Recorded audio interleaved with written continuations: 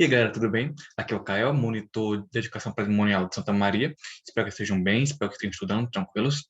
E hoje a gente vai prosseguir nossos estudos de educação patrimonial, certo? A gente está falando muito sobre, duas últimas aulas, sobre os patrimônios materiais, né? Falando de tipos de patrimônios materiais, falando também do IFAM, da lei do tombamento, e hoje eu vou falar de mais alguns tipos de patrimônios materiais, certo? Alguns exemplos, e vai ser uma aula bem tranquila, bem ligeira e tal, para vocês. Espero que estejam novamente bem, estudando, fazendo exercício, se protegendo. E vamos começar? Deixa eu compartilhar aqui a tela com vocês. Bom, é, a gente fala, como eu falei na tela passada, a gente falou sobre o monumento histórico, né? E sobre o que é um tipo de patrimônio material e a lei do tombamento. É, mas também existem outros tipos de patrimônios materiais, certo? E não só patrimônios materiais, mas de conceitos relacionados com o patrimônio material. E com a educação patrimonial, certo? Um deles são os museus, certo?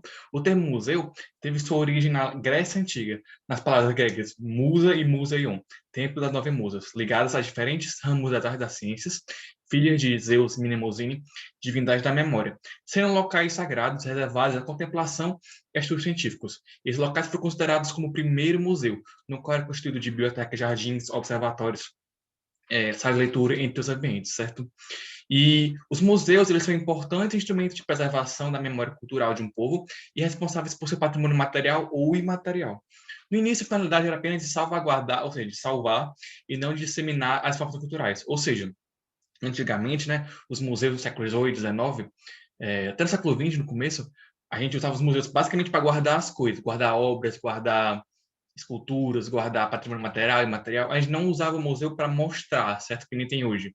Porém, por muito tempo, eram locais restritos e elitizados, mantidos por pessoas com poder aquisitivo. Ou seja, alguma pessoa rica ir lá comprava e tinha uma coleção particular, certo?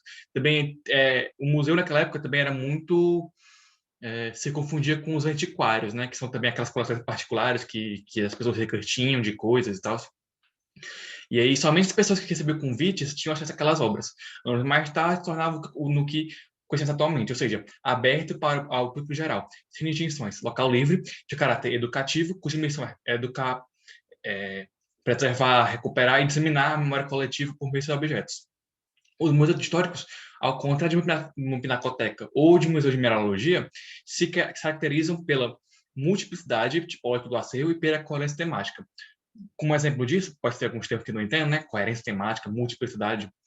O que isso basicamente quer dizer é que o museu, ele geralmente tem todo museu, ele tem um tipo de obra que ele coloca, certo? Ele tem um tema e ele tem vários tipos dentro desses temas diferentes, certo? Por exemplo, o Museu Histórico do Rio de Janeiro, né, nacional, ele reúne milhares de peças, desde réplicas das pinturas rupestres, da Serra da Capivara, a originais dos barrocos vindos de igrejas do século XVIII, do manto da Princesa Isabel, o uniforme do Galeria da Conlube, do quadro do último Bala Imperial, as exemplares da nossa Constituição Republicana. Ou seja, essas peças são tipologicamente diversas, mas têm os temas unidos, certo? Ou seja, e com consciência narrativa contar a história do Brasil por meio de objetos que são testemunhos do seu tempo. Aqui em Fortaleza, por exemplo, a gente tem o Museu da Indústria, que fica lá perto do Passeio Público, né? Onde tem várias peças da história do Ceará, peças de museu e tal, sobre a indústria. É um exemplo também de museu, certo? Do Dragão do Mar é outro exemplo, certo? Então, os museus, além de eles servirem para disseminar a memória coletiva, eles contam uma história através das suas peças, certo? Através das suas exposições, através das suas obras, certo? Eles contam uma história sobre o povo, sobre o tema que eles estão abordando, certo? Beleza? Outro exemplo de patrimônio material são chamados os sítios arqueológicos, que é um local onde foram encontradas vestígios de ocupação humana, seja esta antiga ou recente. Cara, que se o arqueólogo que faz essa classificação for classificar todos os lugares, todo lugar é um patrimônio público, certo? E é de certa forma. Portanto, não é qualquer lugar que é registrado como sítio arqueológico, mas são aqueles que apresentam importância científica para a compreensão da história da humanidade, certo? E a gente vai mais de 20 mil sítios arqueológicos registrados em território brasileiro de acordo com o IFAM. E tem vários tipos de sítios arqueológicos. como os sítios históricos coloniais, os sítios abrigados, sítios a céu aberto, megalíticos da Terra Preta, geoglifos, entre outros. Não, vocês não precisam decorar os tipos, mas eu quero que entenda que é, aqueles lugares com pinturas rupestres, os lugares que têm obras da época colonial e tal, tudo isso são sítios arqueológicos, certo? Tanto o lugar em si, né, o conjunto, como os objetos, as casas que tem naquele lugar, certo? São objetos históricos, são patrimônios materiais, beleza? E, por fim, o centro histórico, certo? O centro histórico de uma cidade geralmente a área mais antiga que se tornou progressivamente centro moderna. E coincide normalmente com o núcleo de origem do aglomerado, de onde irradiaram outras áreas urbanas eliminadas pelo tempo. Conferindo assim esta zona uma característica própria, cuja delimitação deve implicar todo o conjunto de regras tendentes à sua conservação e valorização. Ou seja, basicamente, o centro histórico, ele é o centro, ele é o núcleo de onde a cidade se desenvolveu, certo? Aqui em Fortaleza, onde a gente mora, né? A maior parte de vocês entende, ou vocês moram e tal. O centro histórico de Fortaleza é o centro da cidade, é o centro, certo?